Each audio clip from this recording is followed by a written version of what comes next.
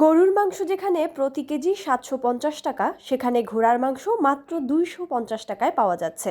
ফলে ক্রেতাদের মধ্যে ঘোড়ার মাংসের চাহিদা দিন দিন বৃদ্ধি পাচ্ছে। প্রথম দিকে কিছু মানুষ দ্বিধান্বিত থাকলেও এখন কোরআন হাদিস সম্পর্কে জেনে অনেকেই এটি খাচ্ছেন। গাজীপুর মহানগরীর হায়দরাবাদ এলাকায় প্রতি শুক্রবার বিক্রি হচ্ছে ঘোড়ার মাংস। এবছরের শুরুতে বাণিজ্যিকভাবে এই মাংস বিক্রির কার্যক্রম শুরু হয়, যা বর্তমানে ব্যাপক জনপ্রিয়তা লাভ করেছে। প্রতি শুক্রবার প্রায় ৪০০ কেজি ঘোড়ার মাংস বিক্রি হচ্ছে।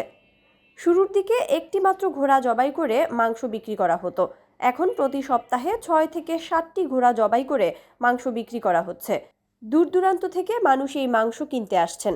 বিক্রেতা মোহাম্মদ শফিকুল ইসলাম জানান, ক্রেতাদের আগ্রহ দিন দিন বাড়ছে।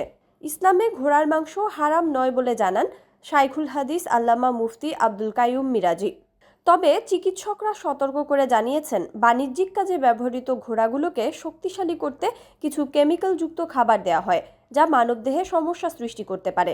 তবে প্রাকৃতিকভাবে লালন পালন করা ঘোড়ার মাংস নিরাপদ বলে জানান ডাক্তার মোহাম্মদ আবদুল্লাহ আল মামুন। প্রথম দিকে ঘোড়ার মাংস খাওয়া নিয়ে সমাজে নানা মত থাকলেও এখন তা জনপ্রিয় হয়ে উঠেছে।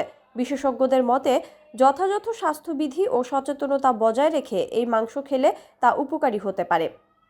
ক্রেতারা মনে করছেন, কম দামে ভালো স্বাদের মাংস পেতে এই বাজার আরও প্রসারিত হবে।